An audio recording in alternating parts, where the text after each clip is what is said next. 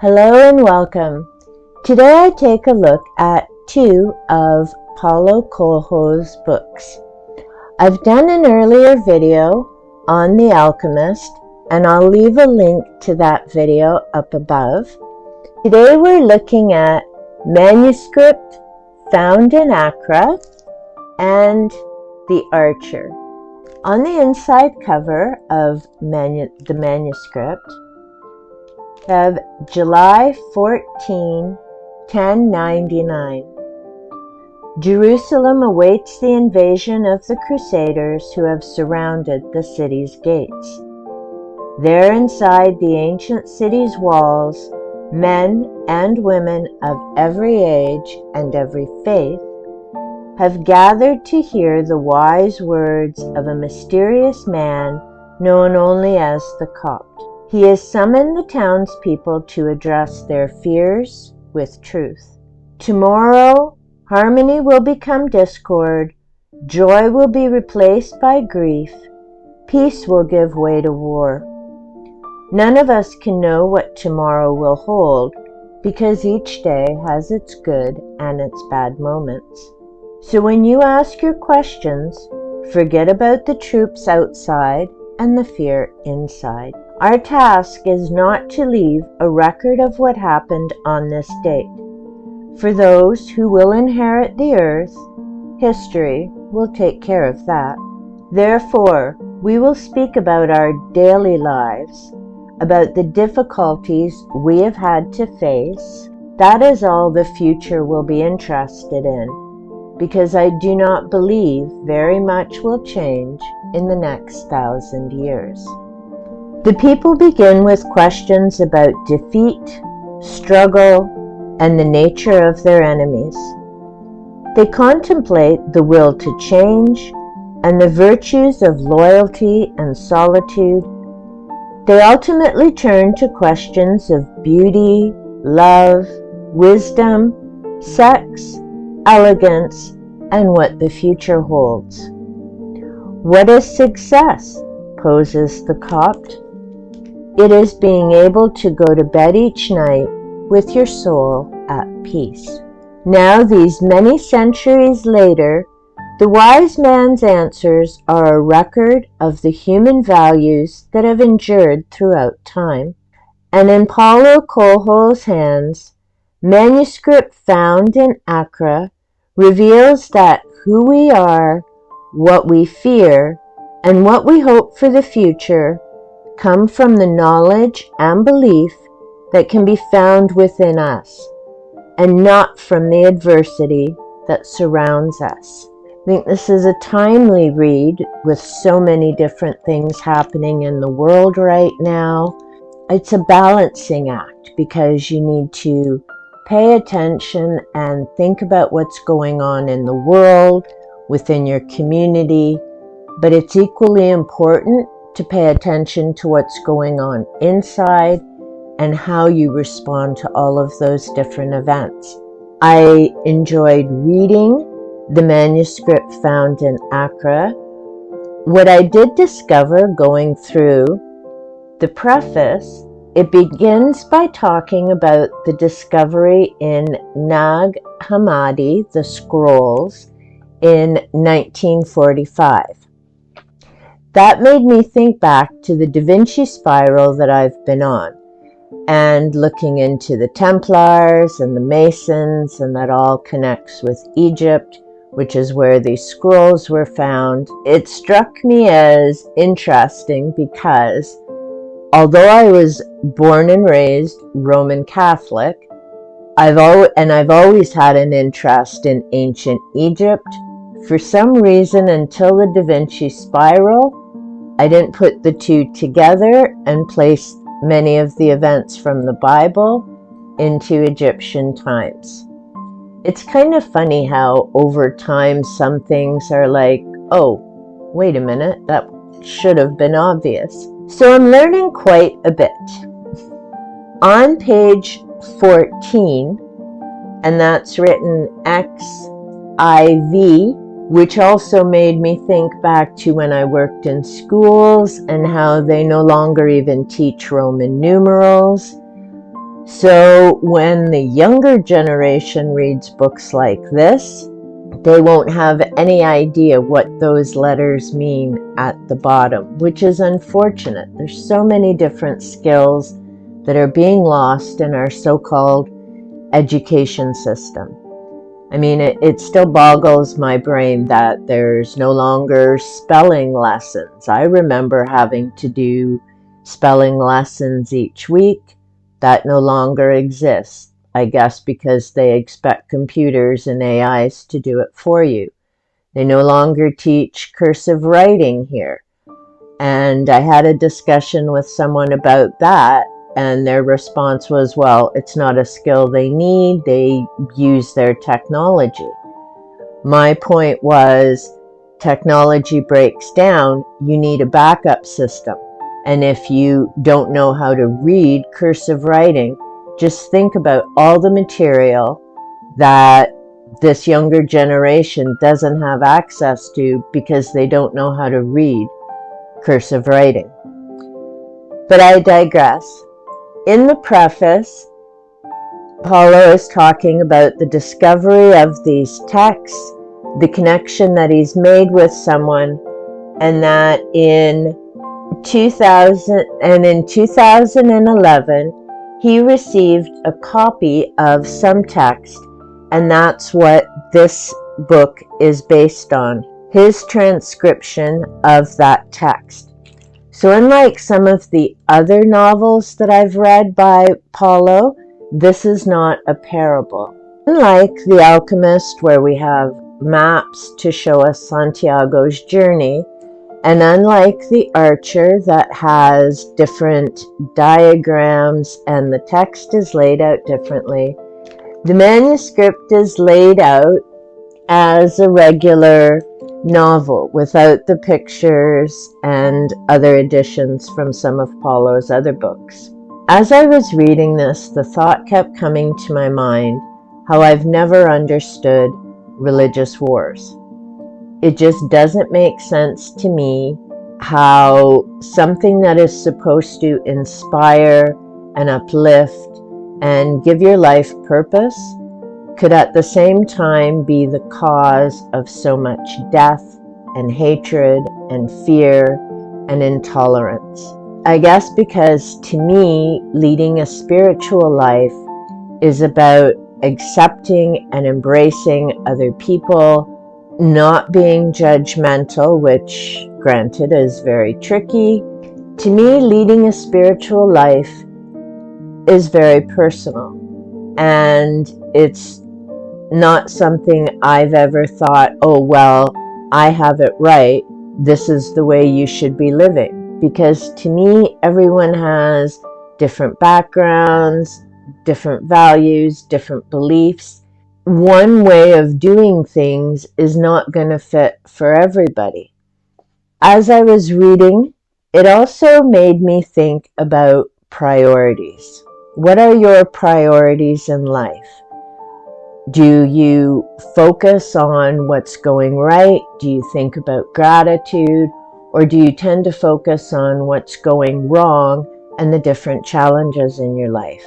It makes you think about how you treat other people, as well as how you respond to people. So for example, the keyboard warriors and the trolls. Do you decide to feed them and keep giving them energy, which of course only encourages them? Or do you decide to ignore them, send them unconditional love, and just move on your way? The manuscript also makes you think about the gift of each day and how you decide to spend that. We never quite know how much time we have, and that was something that definitely hit home for me a couple of months ago. One of our neighbors, who is only 54 years old, found out that he had cancer. 2 weeks later, he passed away. It was definitely unexpected, and again, you just don't know. It's important to think about the gift that you have each day and how you choose to spend those hours. Are you going to spend them focusing on what isn't going right? Or are you going to spend them connecting with the people who are important to you, focusing on what's going right, and moving forward and making a positive difference in this world? Yes, we're all going to have some bad days. No, there is nothing wrong with venting and getting that out of your system. The big thing is, how much time do you spend on that? And it's something that I've been thinking about a lot lately, especially after, like I say, this young man passing away so quickly and unexpectedly. But it's also something that I have thought about before that, and quite frankly, there are channels that I've unsubbed from because I'm not subbed to connect with drama, and two, I'm just not interested in drama. It takes up a lot of energy. It, in my opinion, is a waste of time. If you have an issue with someone, then deal with that someone. Don't suddenly put it out and start pulling all kinds of other people into it, which of course just gives it more energy and the momentum keeps going. And I know that's a fine line to walk because there's different things that are buttons for each of us, and those buttons are different for everyone.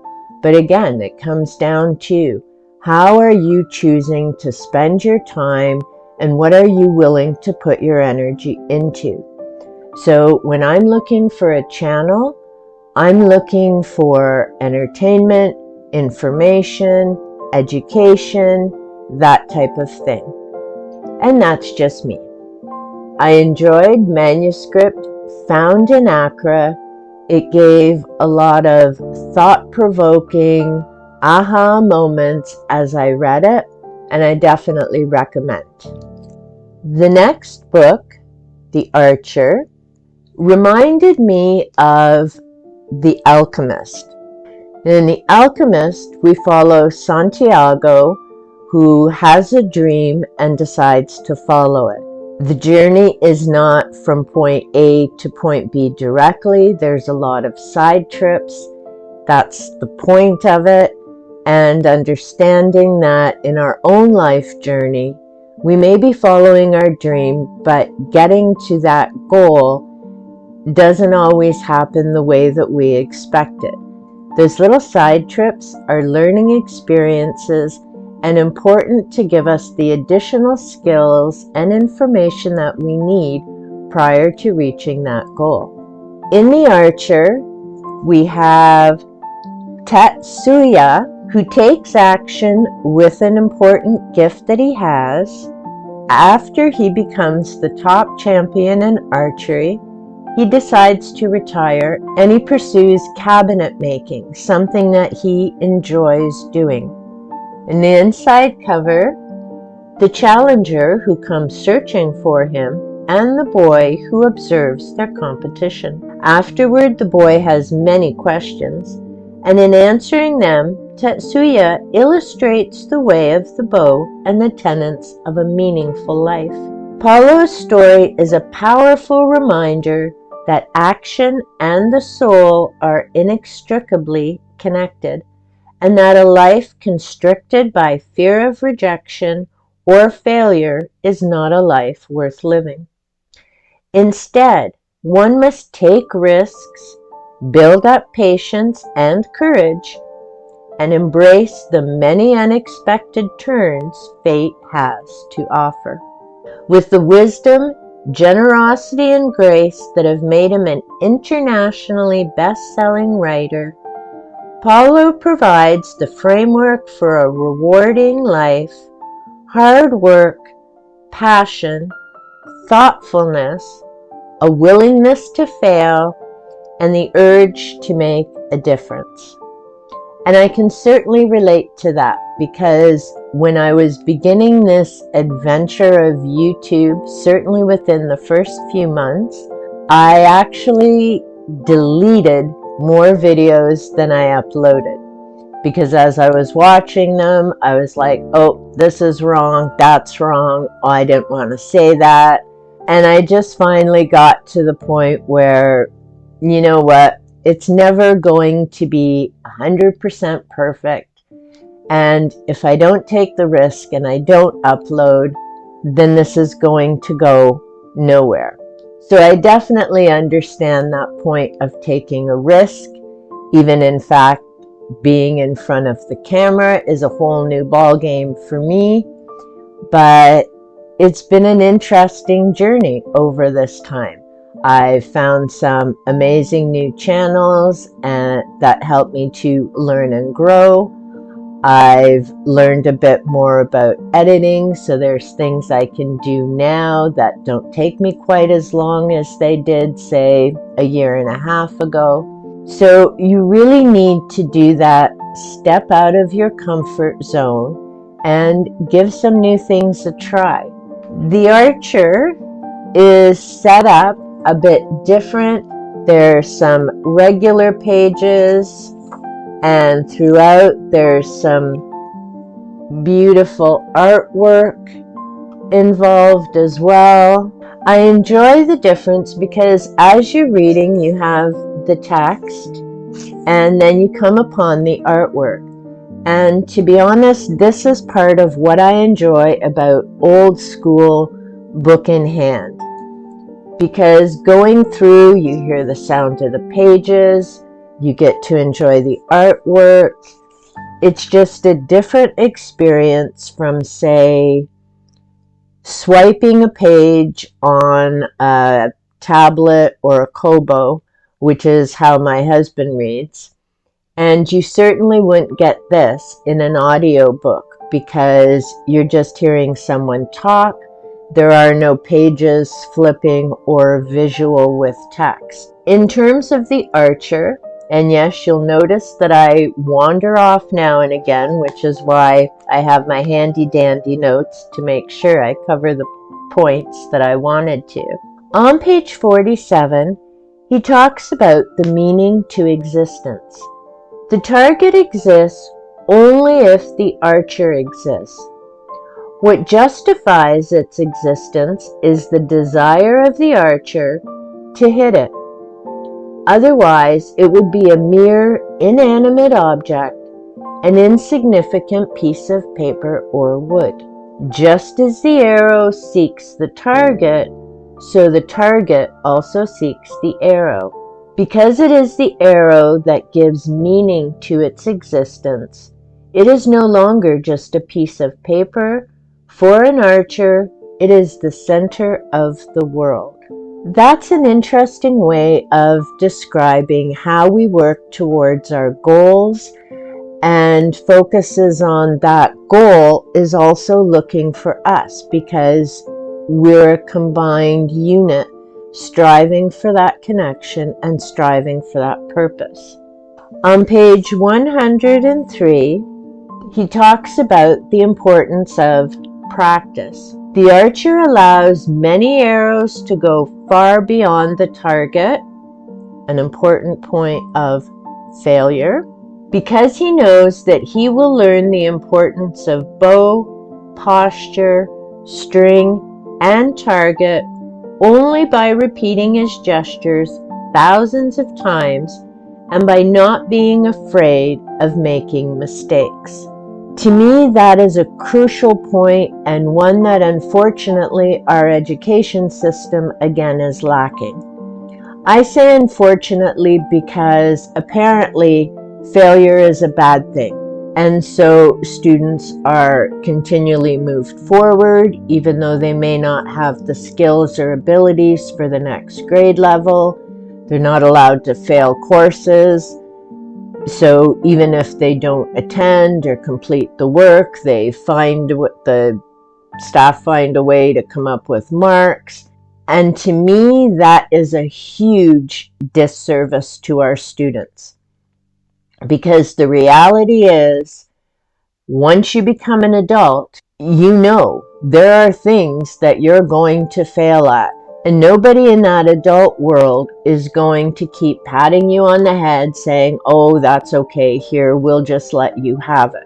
Which people are now starting to appreciate within the workforce as it's more and more challenging to hang on to employees, because there is this thing of, well, so if I don't show up to work, I still have a job, right? No, this isn't high school. You show up to work, and that's the expectation. At work, if you're not focused and doing a good job, guess what? You don't have a job. Again, it's not high school. You're not going to get a credit and go on to the next course. So for me, and this is just my personal bugaboo, if students are allowed to fail, whether it's in elementary or in high school, that's an important lesson. And there's nothing wrong with failing. There's nothing wrong with making mistakes. That's how we learn and grow and develop strength and self-responsibility. And again, that's just my opinion. I know there are lots of people that disagree. On page 127, there is a summary of the entire story. By the time Tetsuya stopped talking, they had reached the carpentry workshop. Thank you for your company, he said to the boy. But the boy did not leave. How can I know if I'm doing the right thing? How can I be sure that my eyes are concentrating, that my posture is elegant, that I'm holding the bow correctly? Visualize the perfect master always by your side, and do everything to revere him and to honor his teachings. This master, whom many people call God, although some call him the thing and others call talent, is always watching us. He deserves the best. Remember your allies too. You must support them because they will help you at those moments when you need help. Try to develop the gift of kindness. This gift will allow you to be always at peace with your heart. But above all, never forget that what I have told you might perhaps be words of inspiration, but they will make sense only if you experience them for yourself. There are many good points throughout this parable, and in particular on this page. Again, if we're focused on being positive and putting our energy into what's going right, and gratitude and appreciation, our view of the world is going to be very different, and our experience of it, than, say, someone who is constantly having a fit or focusing on the negative or lashing out at people or frustrated with their life situation. And again, we each have some of those moments. Nobody's perfect, myself definitely included. What do you do after, say, your buttons get pushed or you've vented and released what you need to? Do you keep twirling that around in your head for hours and hours? Do you vent, release it, and then focus on something else more positive? The other crucial part here is you don't go it alone. You reach out and acknowledge your allies, your support system, your friends, your family, your viewers, whatever that looks like for you. And it's important to keep in mind that you don't have to go it alone. There are other people there to help, support, and guide. The most crucial part, I believe, is that it's great to read books like The Archer, The Alchemist, but the next part is putting that into practice in your everyday life. So for example, with The Alchemist, it isn't just about reading about Santiago and recognizing that in his case, his journey had many twists, turns, unexpected adventures. There were times that he could easily have given up, but he decided to keep moving forward. So instead of just reading that and then going, okay, yep, that makes sense, and then you put the book away. It's important to take a look at your own life and how the various twists and turns have unfolded, and what did you learn? What were the skills that have helped you now? For example, in my own life, I went to college and I became a social service worker. I worked in group homes with different clientele. I then moved into the education system as an educational assistant for 23 years. That was completely unexpected. I was only thinking of being there for a few years and heading back. Turns out I was meant to stay within the schools. Then, hello Tiki. Then when it was time for me to move on, the universe put a whole bunch of unexpected things together, making it possible for me to retire from that position and get my own health back on track. I then went into reflexology and Reiki. I had my own business. COVID hit. My business obviously did not take off. It was a very challenging time, and I had to make the decision to close my business. That then led to, what am I going to do now? I have different physical issues. That means there are certain jobs that I can no longer apply for or do. Hummed and I hawed and I wondered. I thought, well, I have my personal library of 500 plus books. I really should start reading them. So in January 2022, I set the goal of getting through my personal library. And I also decided prior to that, well, maybe we'll give this YouTube thing a whirl and see if I can share my love of reading, maybe inspire some other people, as well as find some new authors and books to read for myself.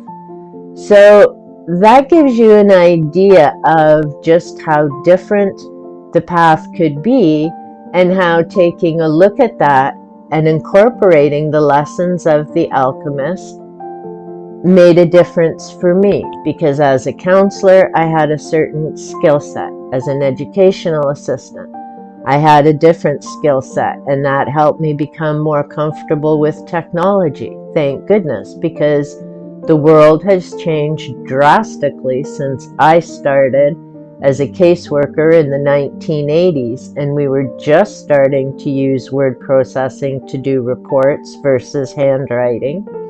And now the world is completely different, even in terms of school and supporting students, because so many of them now do everything on the computer, again, versus doing handwritten notes.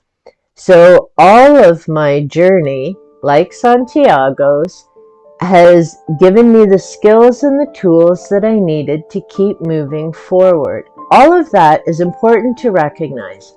Whether you're reading The Alchemist, which explains about the twists and turns of the journey and following your dreams and sticking with it, The Archer, which talks about being a champion in one skill set and then making the decision to leave that and pursue something else that makes your heart sing and brings you joy, as well as teaching about what are the priorities in life and where do you choose to spend your time.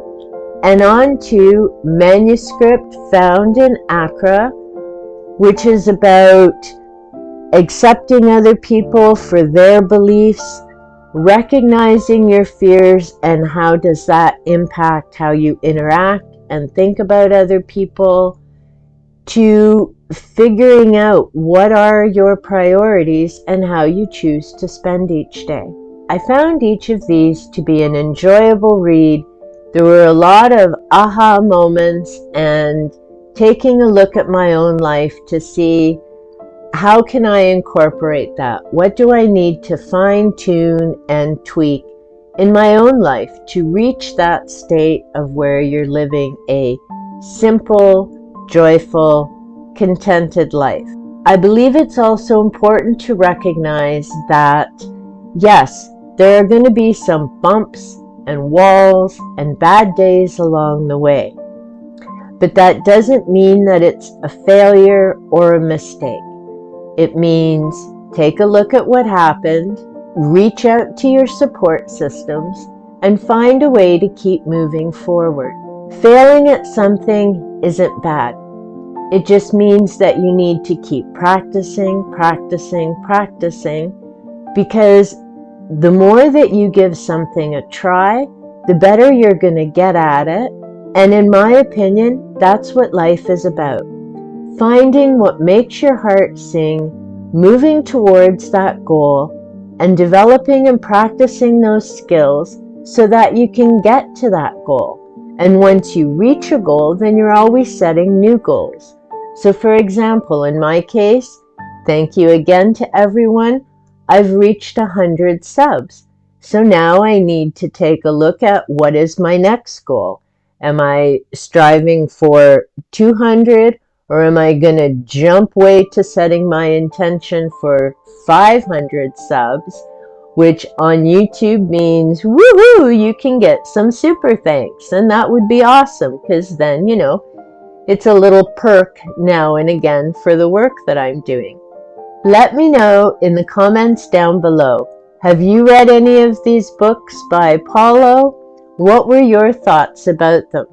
Have you read some of his other books, and would you recommend them? Currently, I'm waiting for The Fifth Mountain, which I've put on hold at my public library, and they'll email me when I can go pick it up at my home branch.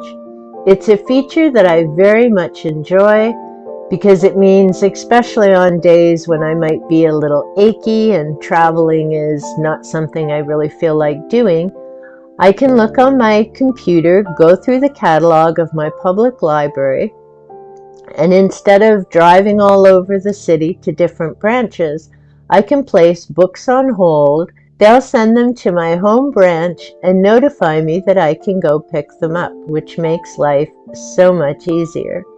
Let me know in the comments down below, does your public library offer that feature?